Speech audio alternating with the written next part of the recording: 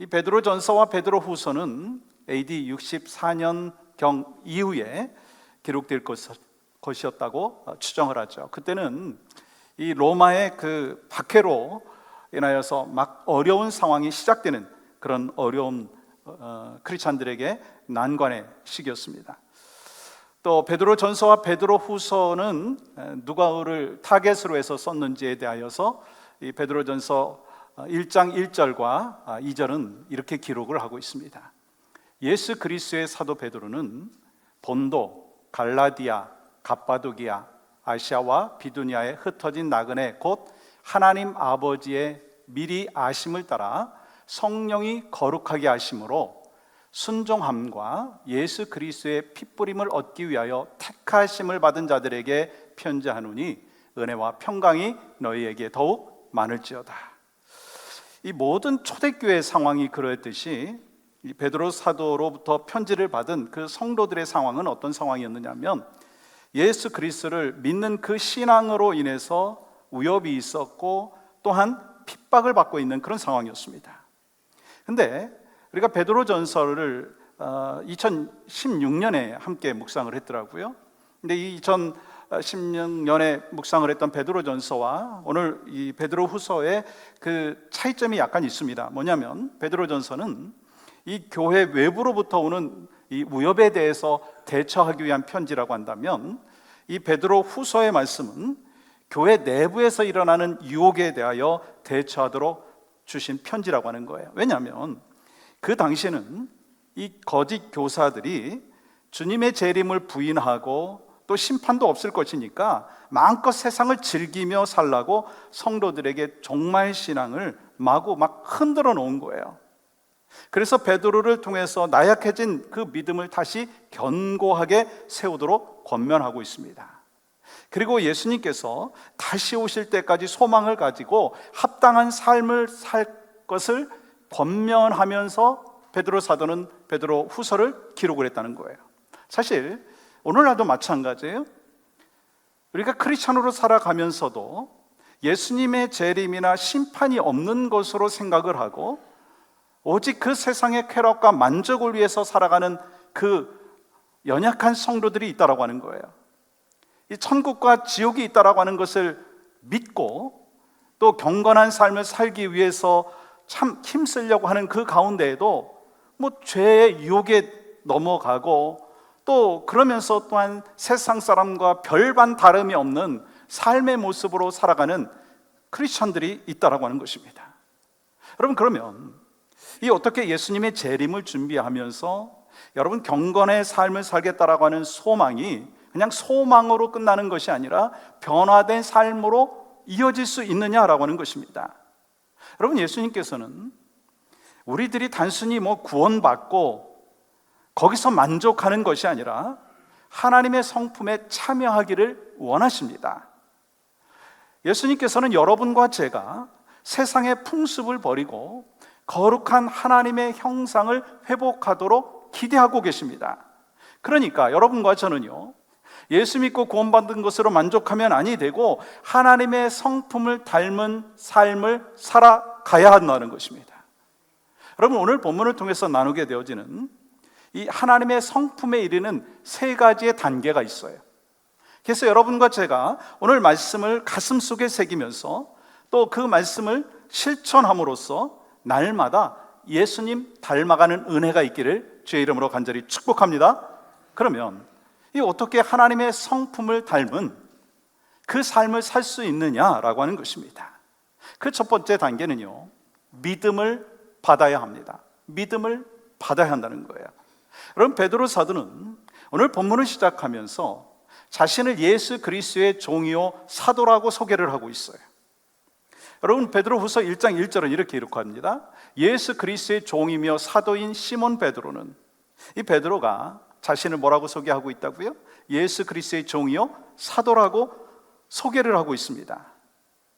여러분, 그렇게 자기를 소개했다라고 하는 것은요, 그가 예수 그리스도를 주님으로 인정했다라고 하는 것이고 또 예수님께 절대 복종하고 있다라고 하는 그 신앙의 고백이고 또 예수님께서 자기를 사명자로 불러주셨고 그리고 또한 나는 보냄받은 하나님의 백성, 사도다라고 하는 것을 고백하고 있는 것입니다. 그러므로 베드로는요, 예수님께서 하나님의 종으로서 인류 구원의 사명을 이루신 것처럼 자신도 예수님의 종이 되어서 맡겨주신 사명을 감당하기 위해서 살겠다, 그러면서 죽겠다, 그런 고백이 바로 예수 그리스도의 종이요 사도다라고 하는 신앙의 고백인 것입니다.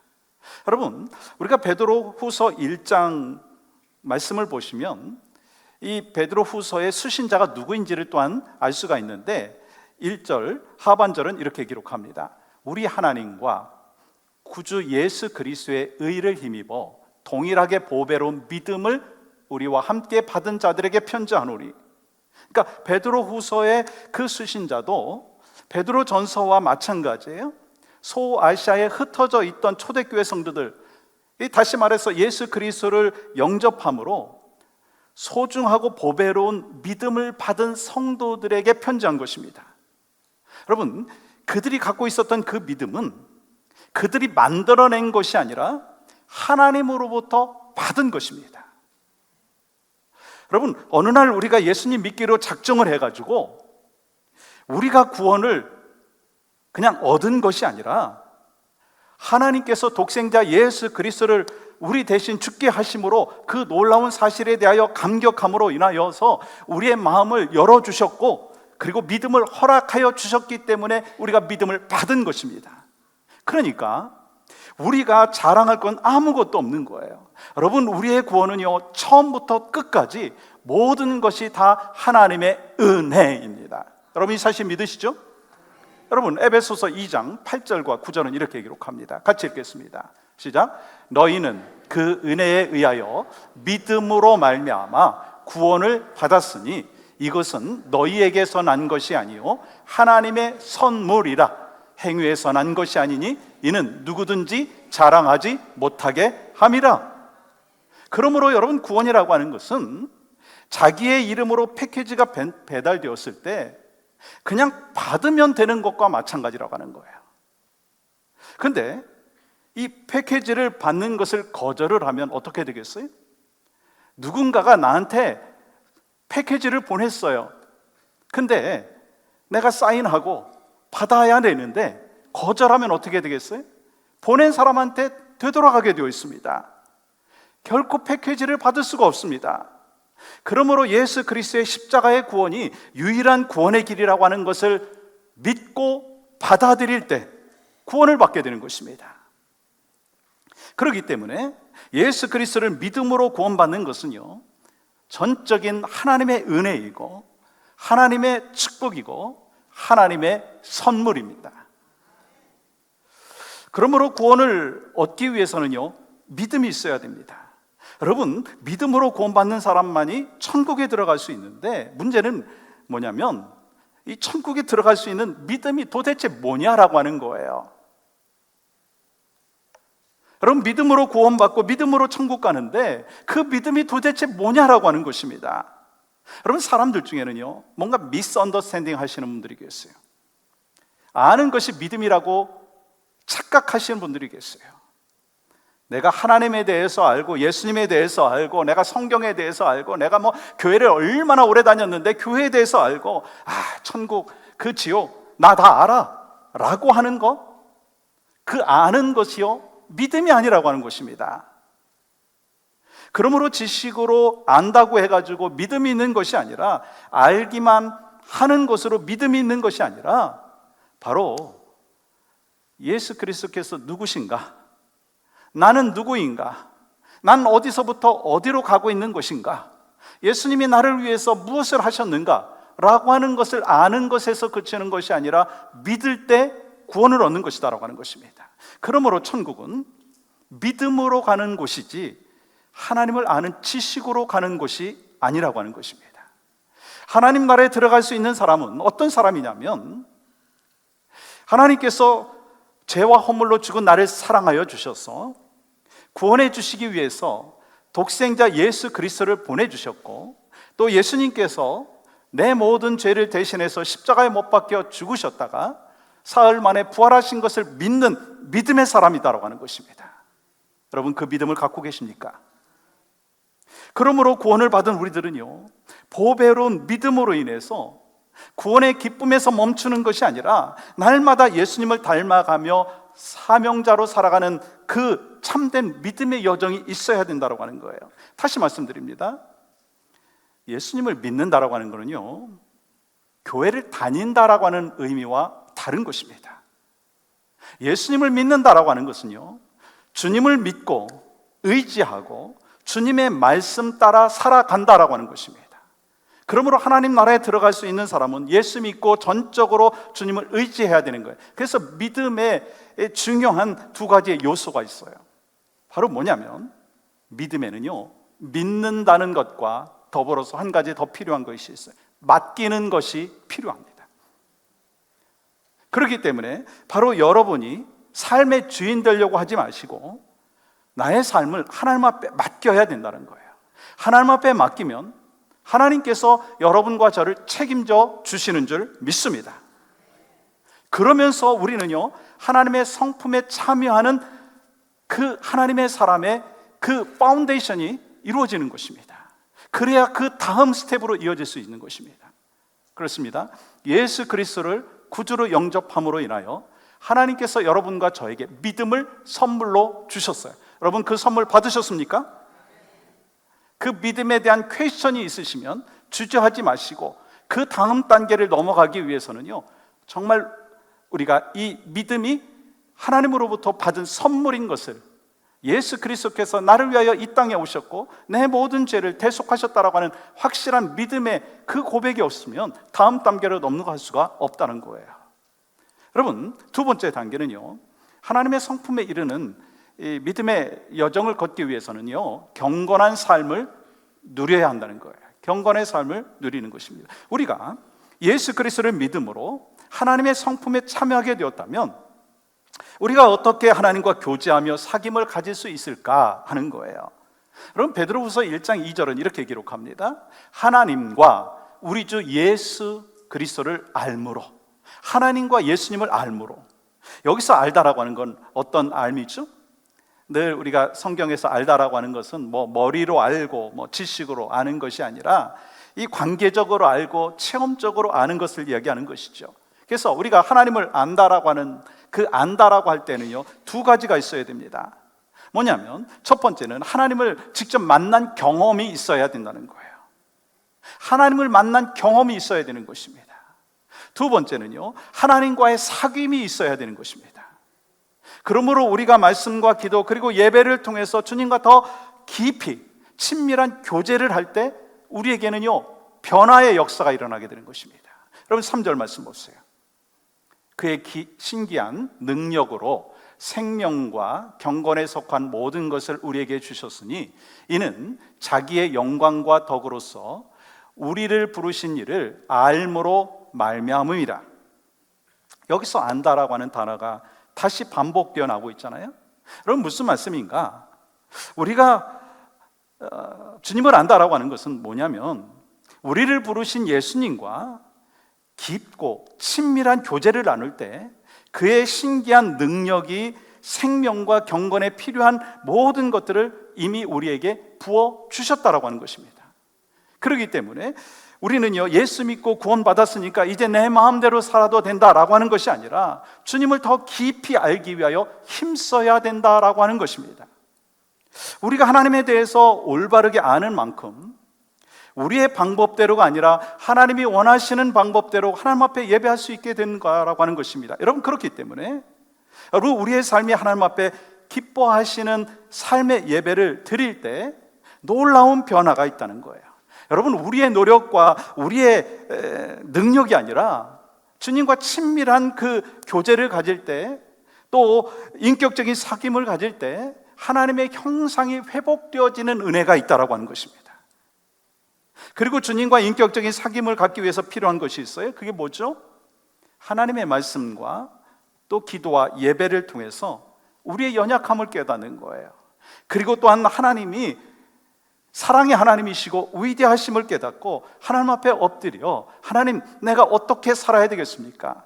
주님, 내가 어떻게 해야 주님과 커넥해서 일생을 살겠습니까? 주님, 나에게 그 가이드라인을 주시옵소서.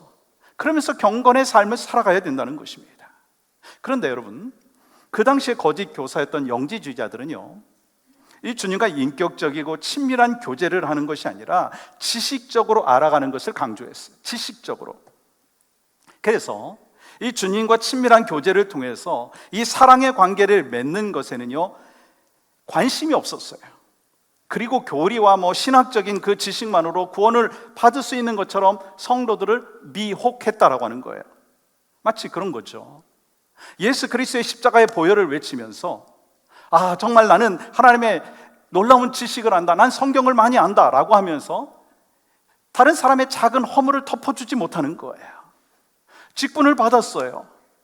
아니 목사가 되었어요, 권사가 되었어요, 장로가 되었어요, 집사가 되었어요, 성도가 되었어요. 근데 성도다운 모습이 없다라고 하는 거예요.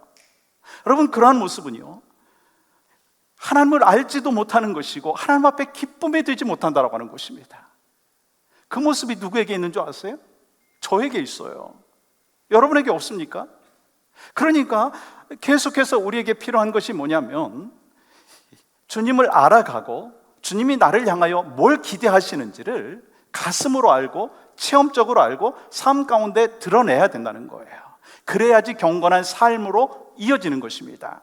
예수 믿고 구원받은 것으로 만족하지 말아야 되는 거예요. 왜요? 그게 하나님의 궁극적인 우리를 향한 뜻이 아니기 때문에.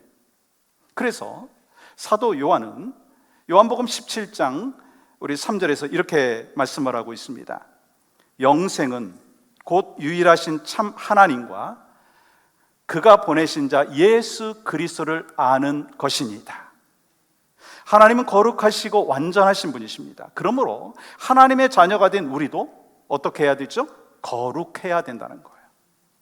근데 이 모든 인간은 죄로 인해서 영혼이 하나님과 분리되었어요. 근데 육체는 멀쩡한데 영혼이 죽은 영적 사망 상태라고 하는 것입니다. 그런데 예수 십자가의 대속의 은혜로 죄 사함을 받으면 그 다음 단계가 뭐냐면 하나님과 연합하게 되는 것입니다. 그 연합이 바로 하나님을 아는 것이고 그 상태가 바로 영생의 상태인 거예요. 그리고 하나님과 연합하게 되면 영적인 생명을 공급받으니까 모든 삶이 경건해지는 것입니다.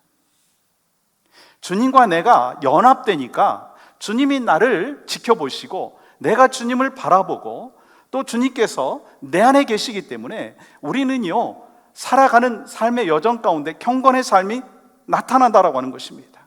그런데 여러분, 많은 사람들이요, 죄로 인해서 하나님과 관계가 끊어진 상태로 지냅니다. 그러다 보니까 막 영혼이 허전하잖아요. 그러니까 하나님을 대체할 그 어떤 것을 찾고 그러면서 그것이 우상숭배가 되고 영적으로 타락으로 이어진다라고 하는 거예요. 근데 하나님께서는요, 우리 죄를 깨끗하게 씻어주시기 위해서 독생자 예수 그리스도를 보내주셨고 우리는 모든 잘못된 죄와 죄의 그 대가를 지불하기 위해서 바로 십자가에서 주님이 십자가에 못 박혀 죽으셨어요.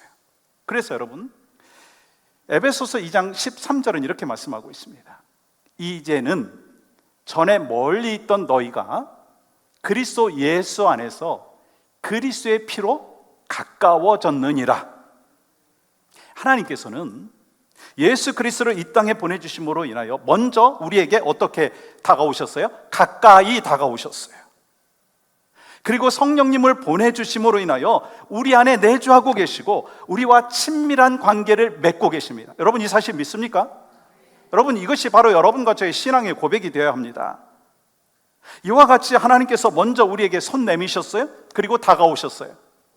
또 성령이 내 안에 계시고 그러면 이제 우리는 주님 앞에 다가가야 된다라고 하는 것입니다. 이제 우리는요, 예수 그리스도의 십자가의 보혈을 통해서 하나님의 손을 붙잡고 하나님의 친밀한 그 은혜를 받아들이고 하나님께 가까이 나가야 된다는 거예요. 그러니까 우리가 믿음을 받은 것에서 끝나는 것이 아니라 친밀함으로 주님 앞에 더 가까이 나아가야 되는 거예요. 그게 경건의 삶인 거예요. 그래서 여러분, 이 친밀함이 바로 우리 크리스찬의 핵심인 거예요. 또한 본질인 거예요. 여러분, 고린도전서 2장 13절은 이렇게 말씀하고 있습니다. 우리가 이것을 말하거니와 사람의 지혜가 가르친 말로 아니하고 오직 성령께서 가르치신 것으로 하니 영적인 일은 영적인 것으로 분별하느니라. 영적인 진리는 오직 성령님께서 가르쳐 주실 때 가능하다는 거예요. 그러면 여러분, 구체적으로 어떻게 할 수 있나요? 아니, 하나님께서 우리에게 영적인 진리를 가르쳐 주시는데 우리가 어떻게 영적인 진리를 알 수 있느냐는 거예요. 먼저 하나님의 말씀을 묵상해야 합니다. 여러분, 그 말씀을 깨닫고 분별할 수 있도록 또한 성령님 나를 도와주시옵소서. 그리고 말씀대로 순종해야 된다는 거예요. 아니, 말씀을 읽지도 아니하고 묵상도 아니하고 기억도 아니하면서 어떻게 말씀을 깨달으려고, 그리고 말씀을 분별할 수 있도록 그렇게 생각을 할 수 있습니까? 말씀을 묵상하고 훈련받고 그러면서 하나님 말씀을 깨달을 수 있도록, 말씀을 적용할 수 있도록 성령님 나를 도와주시옵소서. 그렇게 할 때 내 능력이 아니라, 내 힘이 아니라 주님의 능력으로 경건한 삶을 살아갈 수 있다라고 하는 것입니다.